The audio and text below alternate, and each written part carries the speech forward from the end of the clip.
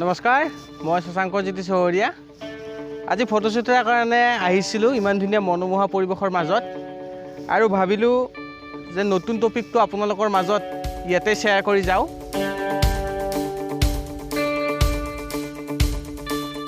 মই কেইদিনমান আগতে বিয়াৰ ৰিচিপশ্যন পাৰ্টি এটাত গৈছিলোঁ, আৰু দৰা কইনাক মাত লগোৱাৰ পিছত বিয়া ঘৰৰে মই নিৰ্দিষ্ট ঠাই এডোখৰত বহিলোঁ, আৰু মোৰ পিছতে 5-6জনীয়া গ্ৰুপ এটাৰ কথা কিছুমান মোৰ কাণত পৰিল, আৰু তেওঁলোকৰ কথাৰ মেইন টপিকটো আছিল বিয়াৰ গিফ্টক লৈ।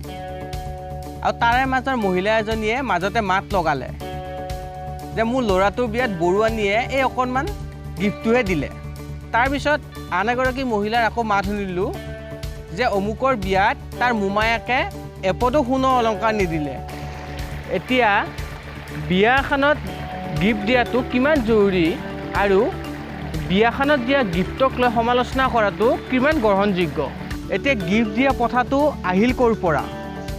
আগতে যেতিয়া ল'ৰা ছোৱালী এহালক বিয়া পাতি দিয়া হৈছিল, তেওঁলোকক থাকিবলৈ সুকীয়াকৈ ঘৰ এটি সাজি দিয়া হৈছিল, আৰু তেওঁলোকক চলিবলৈ দৈনন্দিন ব্যৱহৃত হোৱা সামগ্ৰীসমূহ ওচৰ চুবুৰীয়া বা মিতিৰ কুটুমে তেওঁলোকক উপহাৰ স্বৰূপে দিছিল।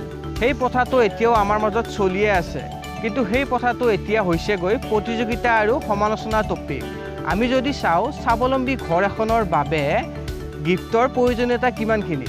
বিয়া এখন হৈছে আনন্দৰ উৎসৱ, আৰু এই আনন্দত আমি সকলোৱে ভাগ লওঁ, কিন্তু যেতিয়া ঘৰ এখনৰ কাৰোবাৰ বিপদ হয়, তেতিয়া কিন্তু আমি সকলোৱে ভাগ ল'বলৈ টান পাওঁ। এতিয়া আপুনি নিজেই ভাবি চাওক, আপোনাৰ সহায় আৰু প্ৰয়োজনীয়তা কোনটো মুহূৰ্তত বেছি জৰুৰী।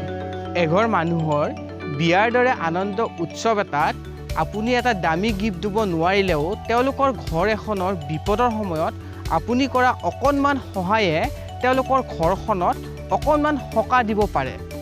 ধন্যবাদ।